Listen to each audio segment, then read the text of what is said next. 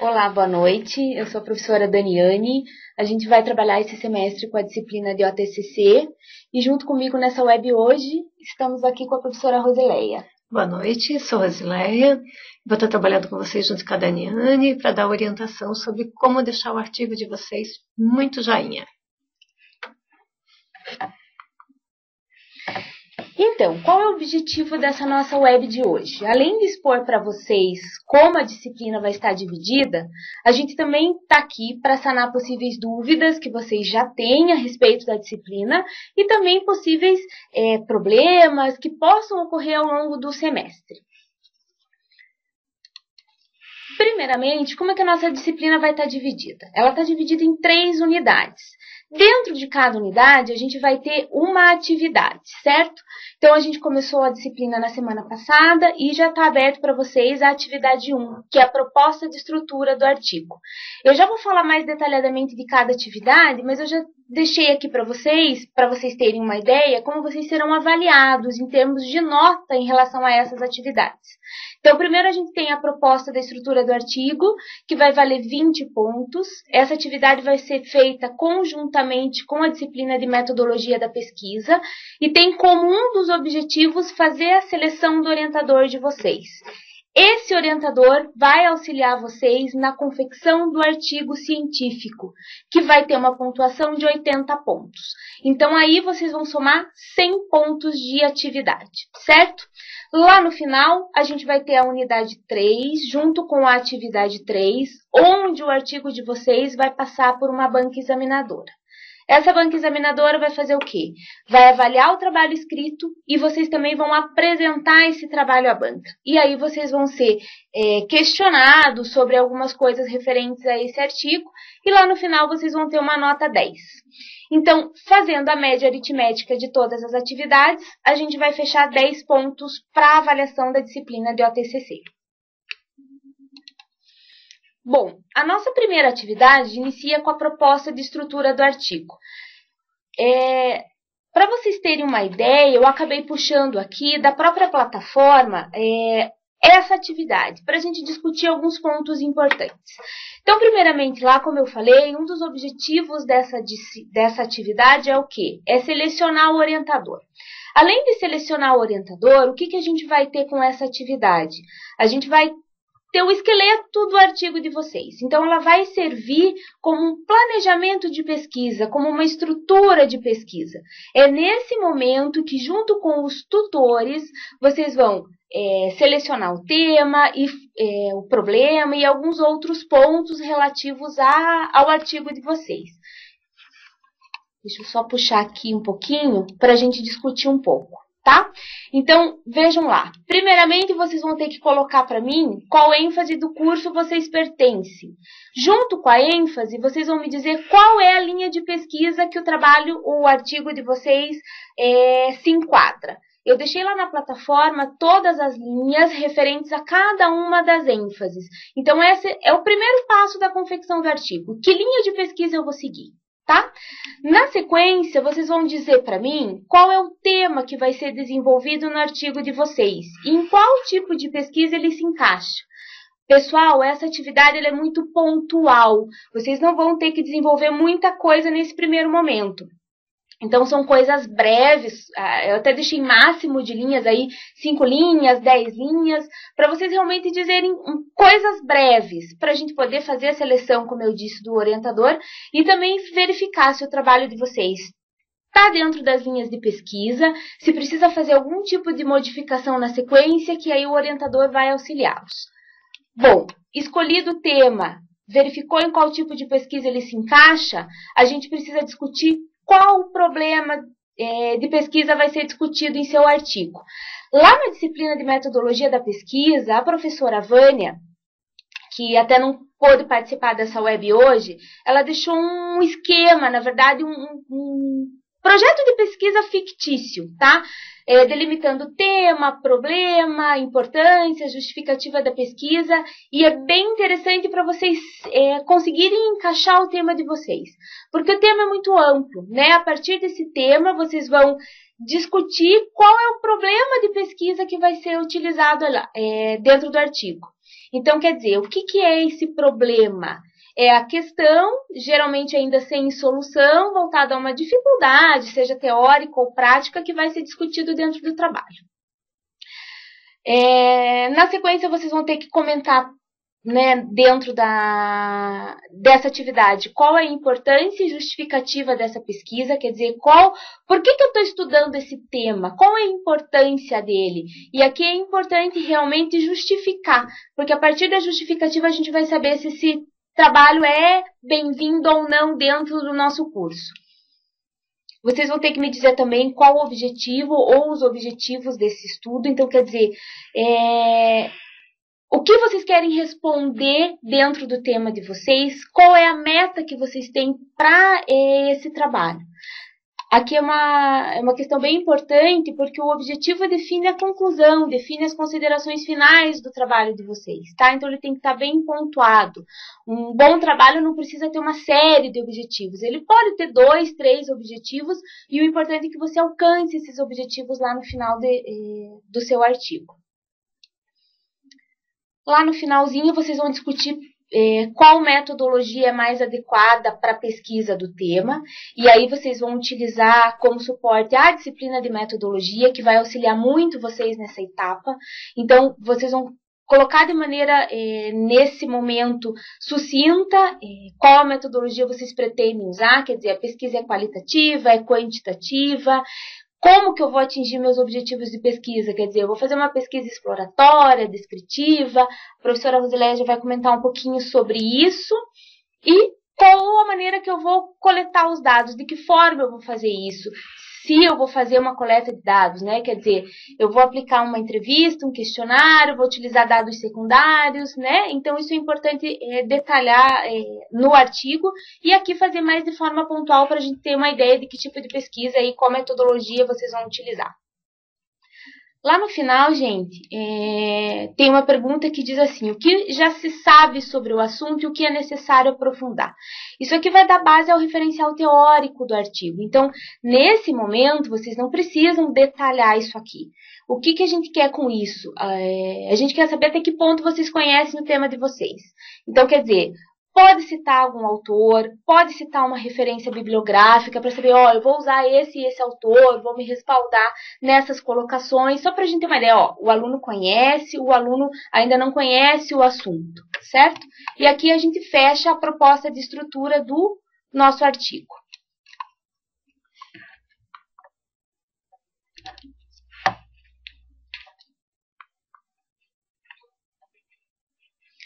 Rosileia, não sei se você tem alguma colocação para fazer em termos dessa atividade, em termos metodológicos. É importante sempre assim, quando a gente vai pensar numa pesquisa, ou quando vai pensar num artigo, que esse artigo ele vai estar relacionado, seja a uma experiência que a gente teve, seja a um resultado de uma pesquisa que a gente quer mostrar. Então, se eu tenho um projeto de pesquisa anterior, ou se eu quero fazer esse artigo relacionado a uma pesquisa, eu tenho que pensar antes, assim, que pesquisa é essa, né? Essa pesquisa, ela teve autorização para ser feita?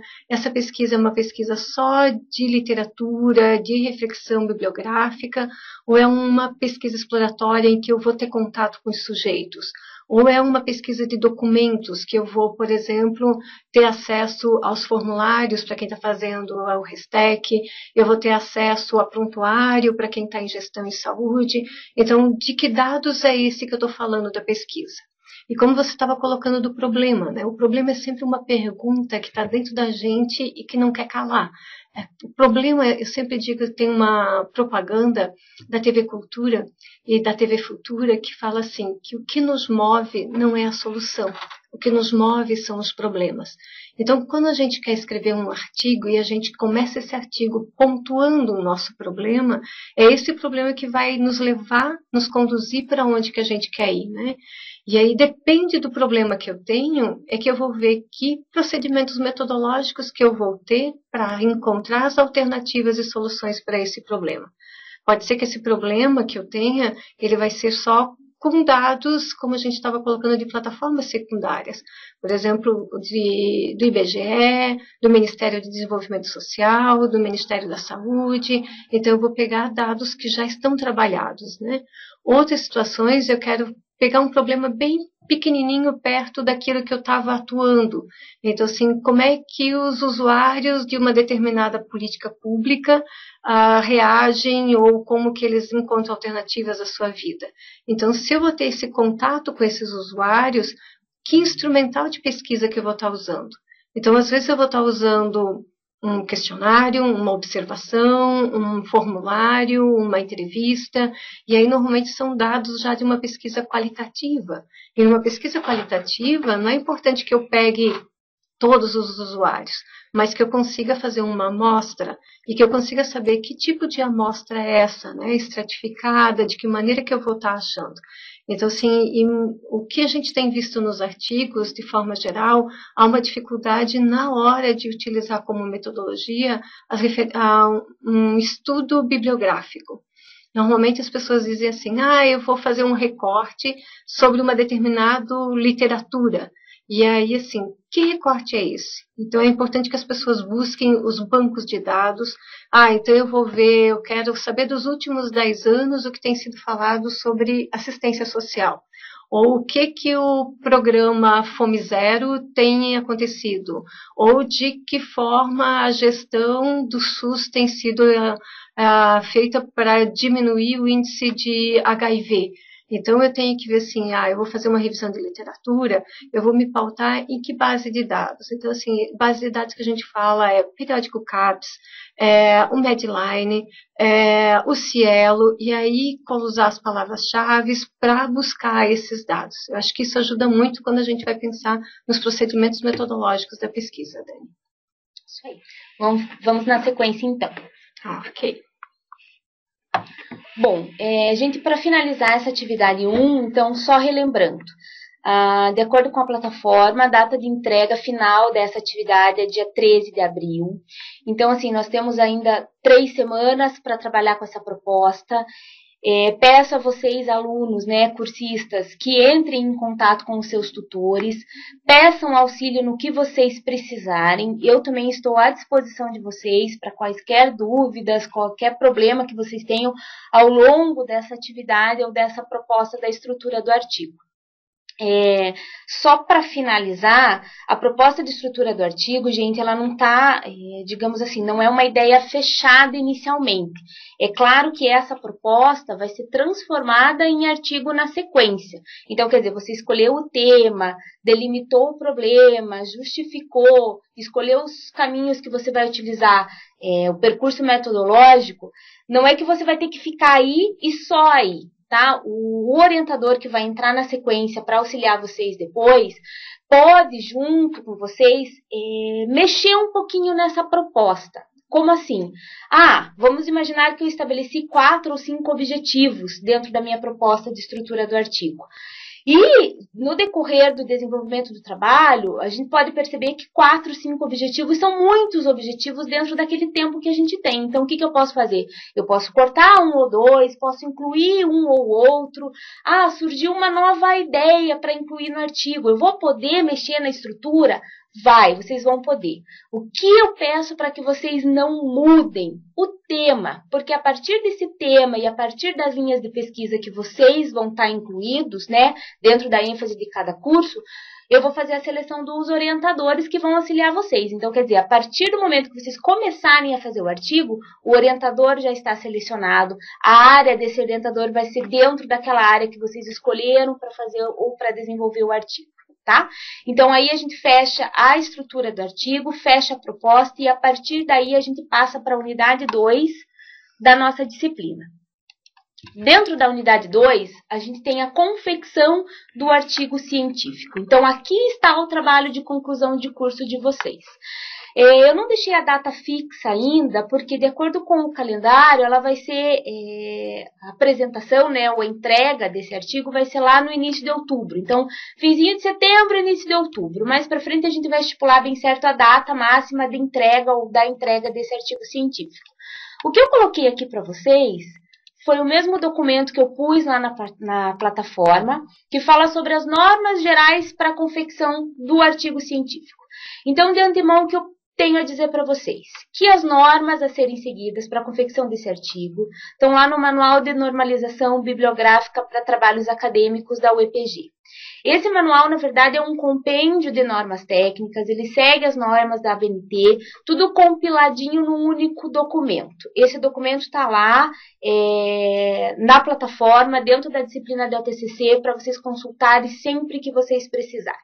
Então, as normas utilizadas vão ser as normas para confecção de artigo.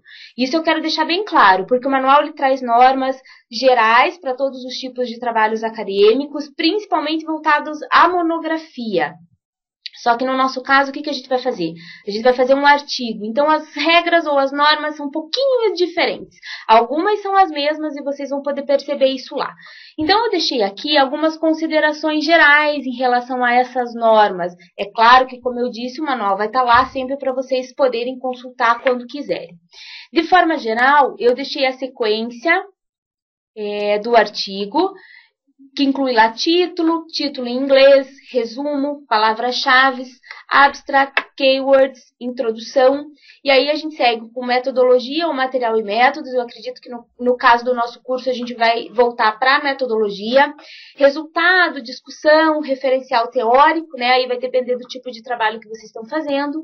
Considerações finais e referências bibliográficas. Então essa é a estrutura do artigo. Professora, tem número máximo e número mínimo de páginas? Tem. 15 é o número mínimo, 25 é o número máximo. Terminei meu artigo, deu 27 páginas, estou fugindo da regra dos 25 máximos. Tem problema?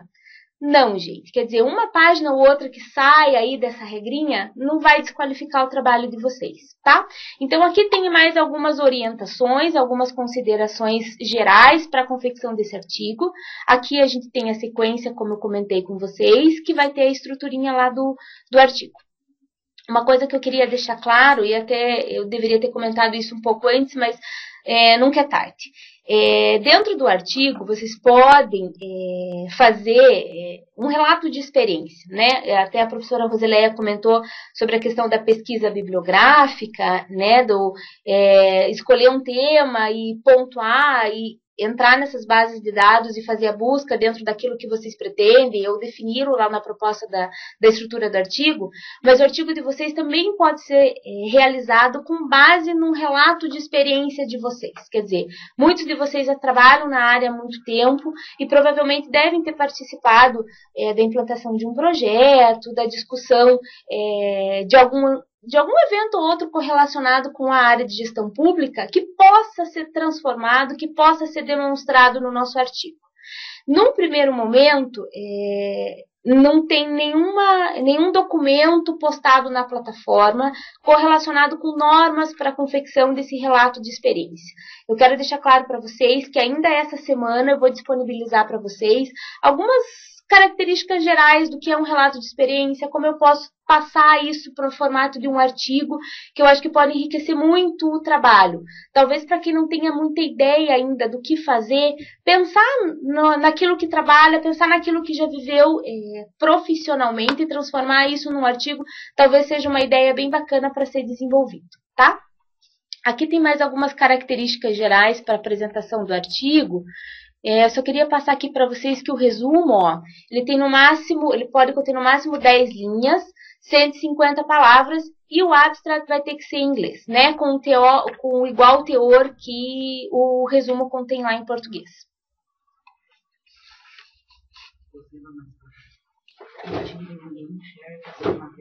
Não enxerga? Nós estamos recebendo informação aqui que vocês não estão vendo o material que a gente está disponibilizando. Então, a gente vai usar mais para que vocês nos vejam e depois esse material vai estar todo disponibilizado na plataforma, né? Então, fiquem tranquilos que a gente achou que vocês estavam vendo a gente e vendo o material. Acabamos de receber informação que não, então desculpa aí, né? E a gente vai estar disponibilizando esse material de qualquer forma. Na verdade, esse material já está todo postado lá na disciplina da TCC, na plataforma. Então, assim, como eu disse lá no início, qualquer dúvida que vocês tenham, vão entrando em contato que a gente vai sanando cada dúvida pontual agora na sequência da web ou até mesmo mais tarde lá no decorrer da plataforma. Dani, lembrando ali, né, quando você estava falando da produção do artigo, de lembrar algumas coisas. Quem é mais antigo quando fazia algum material, tinha que ir na biblioteca. Agora nós estamos falando com vocês, a gente nem sabe se vocês estão na cozinha, no quarto, onde vocês estão por aí, né? Então, da mesma forma, cada vez mais o acesso online de material. Então, quando vai fazer um material, uma produção bibliográfica, é importante que realmente a gente situe qual é o espaço e tempo que a gente está querendo fazer dessa pesquisa, né? E uma outra situação que tem aparecido muito nos artigos é o chamado plágio. Mas eu copiei e eu coloquei lá, né? Daniane falou que blá, blá, blá, blá, blá, blá, segundo Silva. Então, muitas vezes nos artigos a gente tem pego, né? Um parágrafo do João, um parágrafo da Maria, um parágrafo do José, e o aluno não faz uma conexão. E aí ele até fala da fonte, mas ele também não faz a sua crítica e a sua análise. Então é importante que nesses artigos, quando vocês forem construir, buscar a referência bibliográfica, mas mais do que isso, fazer reflexão sobre isso, fazer uma análise crítica desses autores que vocês estão buscando. E uma outra coisa, quando estavas falando do contar a experiência, né? Quem trabalha também em cursos que teve que fazer relatório de estágio, o relatório de estágio conta a experiência. E se vocês lembrarem lá no relatório de estágio, eu tinha que deixar claro qual era o meu objetivo com aquilo, quais são os procedimentos metodológicos para eu alcançar aquele objetivo e de que conclusões de que eu cheguei. E também, normalmente, quando a gente vai fazer um relato de experiência, esse relato não é só contar, olha, Dani, eu fiz isso, fiz aquilo. Mas a gente lembrar que também, quando eu fiz aquela situação, eu me baseei na teoria do fulano de tal, eu me baseei em tal autor. Então, assim, isso vai recheando o nosso artigo quando a gente vai trazendo essas bases teóricas para os artigos que a gente produz. Eu acho que essa tela, eles estão vendo lá. Acho que só não estão vendo, será? Vamos ver. Não está indo. Bom, gente, então, de qualquer forma, vamos passar para a sequência aí da nossa apresentação. Um minutinho lá.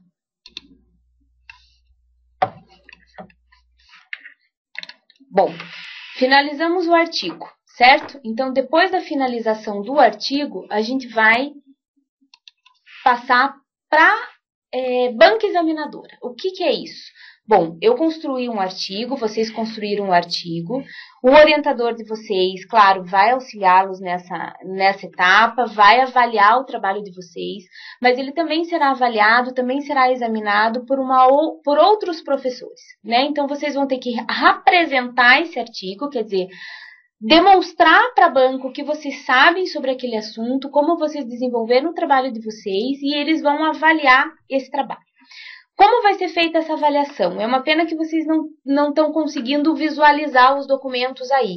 Lá na plataforma eu deixei também um documento que fala como vocês serão avaliados dentro dessa banca examinadora.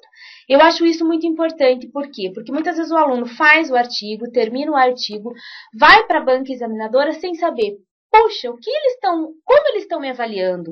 O que conta na hora dessa avaliação? Então, lá nesse documento de avaliação, conta todos os itens que vão ser avaliados no trabalho escrito de vocês e também conta ou demonstra todos os itens que serão avaliados durante a apresentação de vocês. Então, não é só o trabalho escrito nesse momento que vai valer, a apresentação também vai valer. Quer dizer, o conteúdo, como vocês discutem, como vocês respondem aos questionamentos dessa banca examinadora, tudo isso faz parte ou é parte integrante da nota de vocês. Tá? E aí a gente fecha a disciplina com essa banca examinadora, fechando aí a média da disciplina de OTCC. Quando vai ser essa etapa final da banca examinadora? Bom, a data ainda a gente não tem estabelecida, mas vai ser aí entre finzinho de outubro, começo de novembro, de acordo com o calendário do curso que vocês têm na plataforma.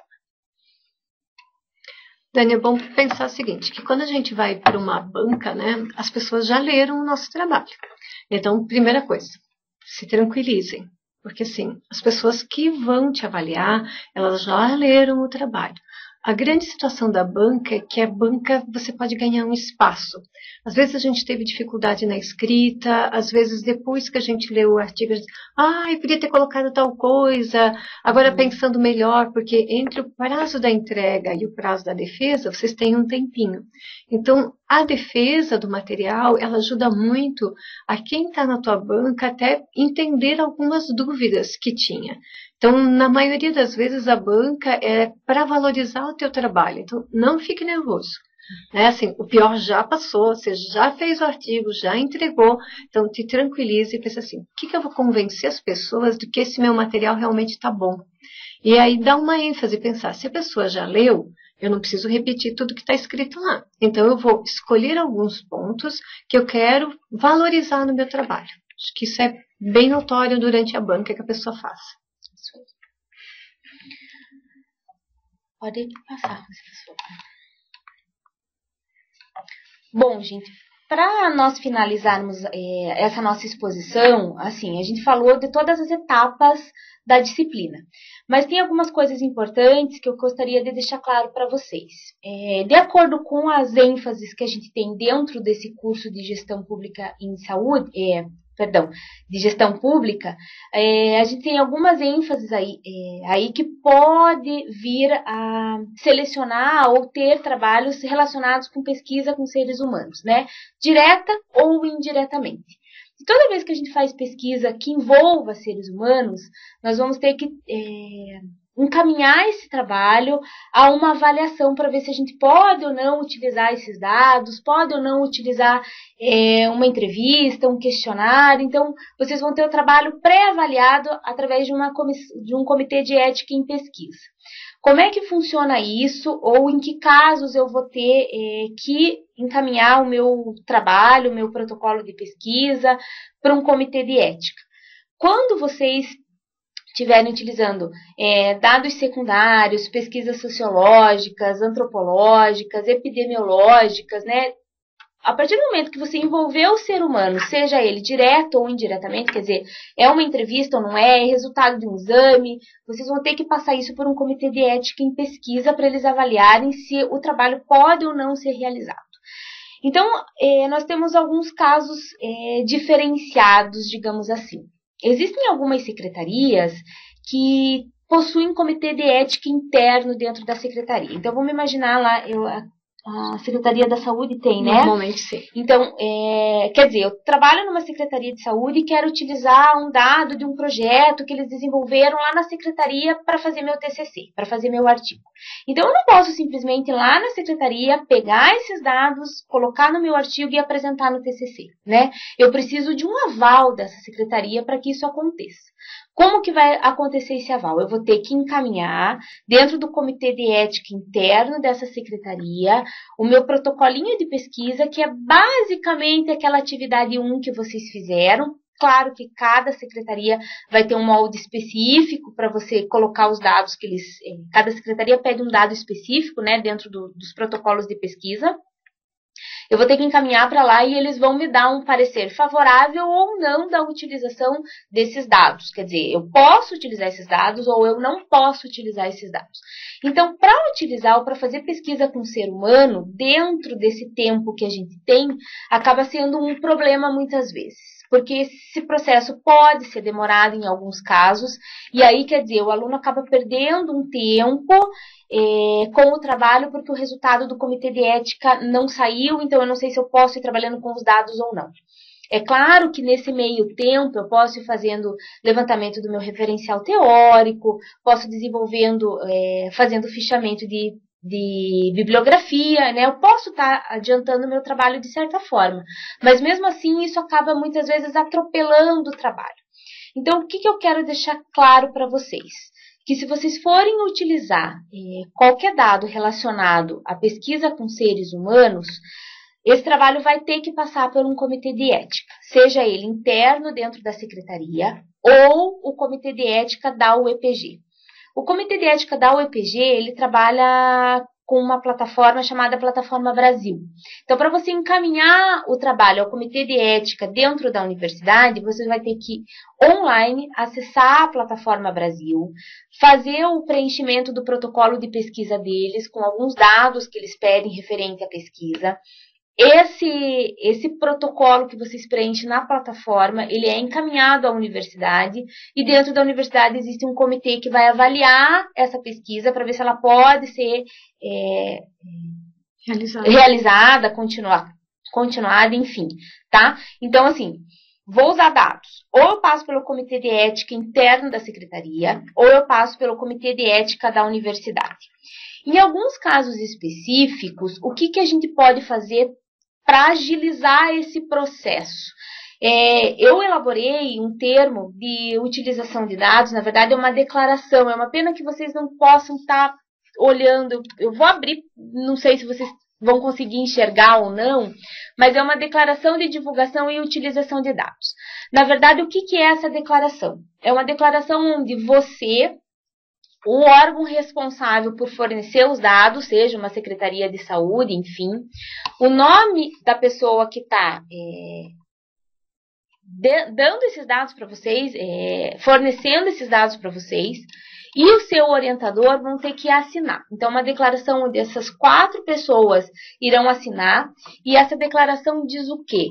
Diz que você vai utilizar esses dados somente para fins de trabalho acadêmico, para fins de elaboração e defesa do trabalho de conclusão de curso. Vocês vão dizer nesse termo que vocês não vão fornecer esse dado nem na íntegra, nem parcialmente, para qualquer outro tipo de exame ou de publicação, seja no formato impresso, seja no formato eletrônico. Então, quer dizer, eu vou usar aquele dado da secretaria. Não tenho como passar pelo Comitê de Ética da UEPG, porque talvez demore muito, vamos imaginar. O que eu tenho que fazer? Eu vou ter que assinar essa declaração de divulgação e utilização de dados e vou ter que anexar no meu artigo. Se eu não tiver essa declaração da secretaria autorizando a utilização desses dados no TCC de vocês, o trabalho não será aceito. Então, isso é uma coisa que tem que ficar muito clara e bem certa na cabeça de vocês. Puxa, a minha ideia é utilizar um dado, é eu fazer uma entrevista, é utilizar um questionário. Primeira coisa, eu vou ter que passar pelo comitê. Não tem comitê de ética dentro da secretaria que está me fornecendo esses dados. Puxa, eu tenho que pegar aquela declaração de divulgação, vou ter que ir lá na secretaria, pegar a assinatura de todos os responsáveis, pegar a assinatura do meu orientador e declarar que eu não vou utilizar esse dado para nenhum outro fim, somente para o meu TCC, tá? Além dessa declaração de utilização de dados, todos os alunos, sem exceção, vão ter que assinar, deixa eu só puxar, vão ter que assinar um termo chamado de termo de consentimento ético. O que é esse termo? Dentro daquilo que a Rosileia falou para vocês, da questão do plágio, quer dizer, muitas vezes o que acontece dentro de um trabalho? A gente acaba puxando muitas referências bibliográficas, né, ou mesmo alguma referência de algum periódico, e não citando de quem eu estou tirando essa informação. Então, quer dizer, claro que dentro do artigo você vai ter a sua opinião, o seu posicionamento, respaldado a outros autores. Quando você utilizar outros autores, quer dizer, a ideia não é sua, a ideia é do outro autor. E isso tem que ficar claro dentro do artigo. Então, para eu poder utilizar essa ideia desse outro autor, eu vou ter que citá-lo dentro do trabalho. Quando que se detecta um plágio? Quando eu utilizo a ideia de um autor e eu não o cito dentro do trabalho, tá? Existem regras para citação, lá no manualzinho da UEPG das normas vocês vão encontrar todas essas regras, mas o que eu quero dizer? Não dá para colocar a ideia de outra pessoa e dizer que a ideia é sua. Isso não pode acontecer. Então, esse termo de consentimento ético, ele vem para quê? Para declarar que tudo que você está transcrevendo dentro daquele documento, que não seja ideia sua, ele está vindo citado, ele está vindo entre aspas, está se identificando o autor, a página de onde eu estou retirando essa informação, tá? Então, todo mundo que entregar o trabalho de conclusão de curso vai ter que anexar essa declaração de compromisso ético, dizendo, ó, Todas as ideias que não estão entre aspas aí e que não tem citação são ideias minhas. Tô citando? Tô. Toda vez que eu citar, vou ter que colocar entre aspas, citar o nome do autor, citar o ano de onde eu estou tirando esse trabalho, citar a página, enfim. Aí vai depender do tipo de citação que vocês forem fazer. Em relação ao comitê de ética, é importante que a gente diga assim, ó, que o comitê de ética, ele existe para proteger tanto o nosso usuário, né, o nosso sujeito da pesquisa, quanto nós, quanto pesquisadores. E muitas vezes a gente tem que ter claro o seguinte, se eu vou utilizar na pesquisa, ter um contato direto com esse usuário, ele tem que me dar consentimento para usar para essa pesquisa. Então, mesmo no relato de experiência, eu vou fazer um relato que vai envolver os meus colegas, que vai envolver outras pessoas da instituição, essas pessoas também têm que dar o consentimento. Então, a gente tem um termo que chama-se termo de consentimento livre esclarecido, que ele é utilizado tanto para trabalhos de observação, quanto questionário, quanto formulário, quanto entrevista, e no relato de experiência com as pessoas que vão estar envolvidas. E o comitê, ele sempre vai te dar um parecer, não no sentido se você pode ou não fazer aquela pesquisa, mas é para saber se a metodologia que você vai usar a pesquisa, ela pode causar algum mal para aquele usuário ou para o sujeito da pesquisa ou não. Então, ela nasceu justamente na área de saúde, porque as pessoas, por exemplo, assim, eu sou da farmácia, como é o teu caso. Então, eu tenho um grupo de hiperdia, e aí eu dou uma determinada medicação e uma determinada atividade física para aqueles usuários e fico controlando se a pressão e a diabetes daquelas pessoas, como é que ela fica. Então, quando eu peço para fazer uma pesquisa, para fazer esse controle, será que eu estou fazendo realmente bem para aquelas pessoas ou eu estou colocando elas em algum tipo de risco? Ah, não, eu sou farmacêutica, eu não vou colocar o meu usuário em risco, né? Então, nem sempre é assim. E aí o comitê, às vezes, ele pergunta, olha, mas como é que você vai fazer determinada situação? Por que que você vai perguntar isso? E também o comitê a gente usa, por exemplo, eu vou usar os prontuários do paciente, ou vou usar para quem trabalha na assistência os formulários, os formulários de determinado programa. O pessoal da educação física que vai trabalhar com os índices de massa corpórea, ou vai verificar se, por exemplo, determinada atividade física faz com que perda de peso e aí melhore a questão cardíaca do usuário ou não. Tudo isso, o comitê vai perguntar de que maneira que eu vou utilizar a metodologia e se isso vai fazer algum mal para o meu usuário. E quando eu vou usar o prontuário que ele já tem pronto, o comitê também quer saber o que eu vou estar utilizando para nunca expor a pessoa, o sujeito da minha pesquisa. Então, é como um cuidado. Acho que ninguém de nós gostaríamos de ficar exposto. Então, da mesma forma, o comitê ele usa isso para garantir a integridade e a garantir que a nossa pesquisa tenha validade.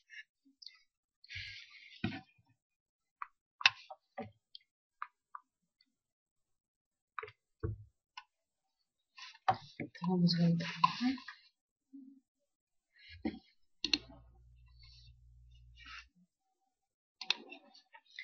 Então, gente, a ideia foi esclarecer um pouquinho como a disciplina da OTCC vai ser trabalhada, colocar algumas coisas pontuais aí correlacionadas a como eu vou confeccionar o artigo, o que é essa banca examinadora, a questão dessa parte do comitê de ética que é muito importante dentro da área. Então, eu espero que essa web tenha aí, solucionado alguns problemas, né, tirado algumas dúvidas de vocês. E agora a gente se coloca à disposição para algum questionamento, alguma dúvida que vocês tenham.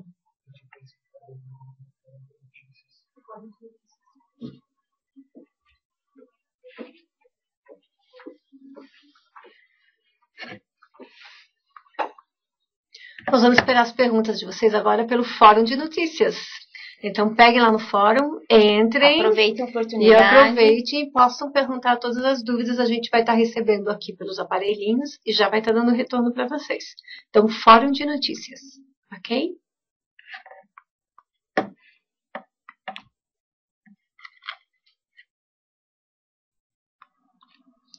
Olá, estamos de volta então para responder as perguntas aqui mesmo pela web para vocês. Então, a primeira pergunta que a gente tem lá é da acadêmica Fernanda Mascarim.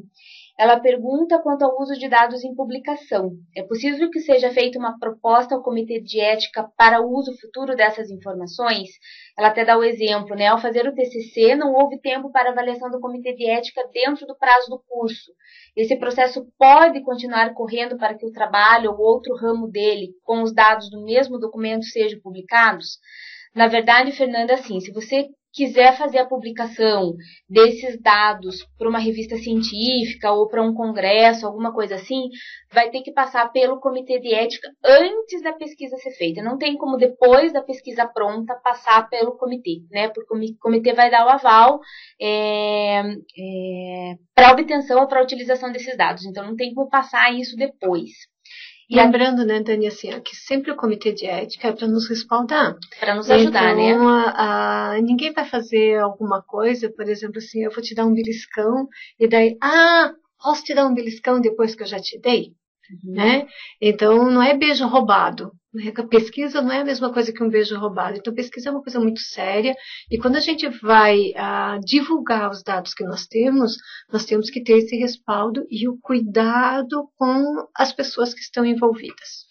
Ela até coloca também que ela não entendeu direito como funcionaria ou como seria o termo de consentimento para relato de experiência, visto que a experiência vai envolver bastante pessoas. Então, no caso de envolvimento com muitas pessoas, ficaria muitas vezes inviável de assinar aquele termo de utilização de dados que eu vou deixar na plataforma disponível para vocês.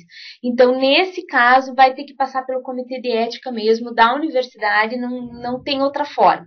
Agora, puxa, no meu relato eu vou utilizar, ou vai envolver 2 ou 3 pessoas somente. Então, eu posso utilizar aquele termo, desde que essas 2, 3 pessoas envolvidas dentro do relato assinem esse termo, dizendo assim, eu estou declarando, estou deixando você, cursista, você, aluna, utilizar os meus depoimentos dentro do teu trabalho de conclusão de curso. Dani, isso a gente também tem utilizado em algumas situações assim. Por exemplo, eu trabalho com um projeto de extensão. E também a gente trabalha com a residência multiprofissional. E aí, quando a gente está fazendo um material dos nossos usuários, a gente já tem pedido um termo de consentimento livre esclarecido para usar os dados que eles estão nos fornecendo e o uso também de fotografia. Porque quando a gente vai para projeto de extensão e para residência, muitas vezes a gente vai para eventos e quer mostrar, né? Quer socializar. Só que para eu mostrar uma fotografia nossa, por exemplo, agora, eu tenho que ter o teu consentimento. Então, assim, quando a gente começa a atividade, quando está desenvolvendo a atividade, pedir para as pessoas envolvidas para que elas assinem o termo de consentimento livre esclarecido para uso de informações e de imagem. Então, muitas vezes eu vou contar a experiência que eu tive naquele projeto, no meu olhar. Agora, se eu vou colocar que aquilo envolveu tais pessoas e a fala delas, eu tenho que ter o consentimento delas. Eu não posso falar qualquer coisa e daí depois as pessoas saberem que eu usei. Se for o caso, dá até para acho que deixar disponibilizado na plataforma um modelinho do termo de consentimento livre esclarecido para essas situações. E aí, à medida que forem surgindo algumas situações mais específicas, podem entrar em contato comigo e a gente vai resolvendo caso a caso daí. Vamos para mais uma pergunta. Vamos lá. Então, a gente tem mais uma pergunta aqui, da Carla Rosa, que pergunta qual é o tempo para aprovação do Comitê de Ética. Bem, depende do comitê, né? Normalmente, assim, o Comitê de Ética da UEPG, ele pede para que você encaminhe toda a documentação, digamos, 15 dias antes de eles terem a reunião.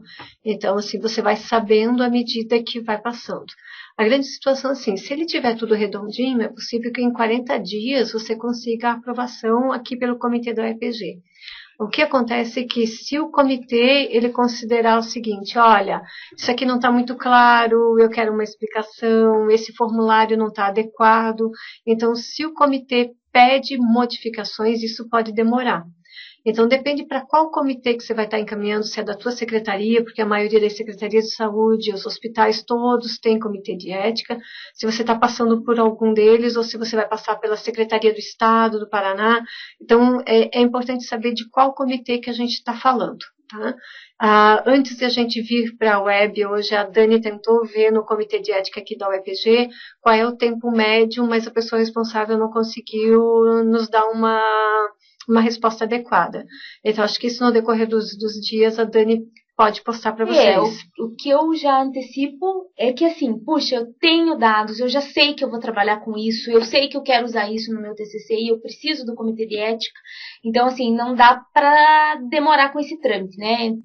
Tentar verificar, fala comigo, a gente fala com o futuro orientador, já entra na plataforma Brasil, já vai incluindo os dados, né, que eles pedem lá, para ver se a gente consegue agilizar, né, porque como a Rosileia falou, vai depender da secretaria, se for aqui na UEPG, talvez demore um pouquinho mais, então esse trâmite geralmente é burocrático e demora um pouco mesmo, então a gente tem que agilizar as coisas para dar tudo certo lá no final. Nós temos mais uma pergunta aqui da Luciana, que pergunta o que ocorre se o aluno reprovar na primeira banca. Então, assim, provavelmente a gente vai ter eu não digo uma reoferta, mas depois da primeira banca, se o aluno não conseguir atingir a média, ele vai ter um tempo para readequar o seu trabalho de acordo com o que foi questionado ou colocado para ele na banca. Então, junto com o seu orientador, ele vai poder fazer as modificações que a banca propôs para melhorar a qualidade do trabalho dele e logo na sequência reapresentar e representar tanto oralmente como representar no papel esse artigo com as modificações para que ele seja reavaliado e aí sim seja liberada uma nota para dizer se o aluno reprova ou não reprova na banca. Então, provavelmente vocês vão ter esse tempo de readequação do trabalho após a primeira banca. Oportunidade para tirar suas dúvidas, perguntar, enfim, o que não foi esclarecido totalmente na apresentação, alguma dúvida que vocês já tenham, né, da disciplina, aproveitem esse espaço para estar questionando a gente.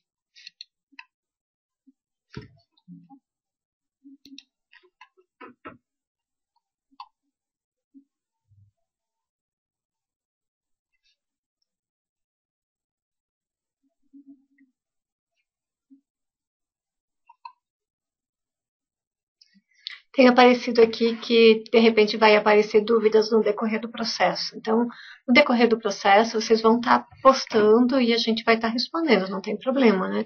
Porque muitas vezes é quando a gente está fazendo a atividade que a gente realmente fica com a dúvida. E não deixem para depois, quer dizer, a dúvida surgiu.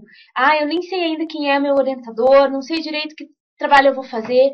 Mande a dúvida lá pro fórum, eu vou estar lá, eu vou responder à medida do possível para vocês. Estou sempre online, praticamente todos os dias, certo? Principalmente no período da tarde, mas vejam sempre, surgiu a dúvida, nunca deixem para depois, né? Postem lá que à medida do possível eu vou respondendo vocês e aí a gente consegue agilizar e dar andamento ao trabalho de forma mais ágil, né?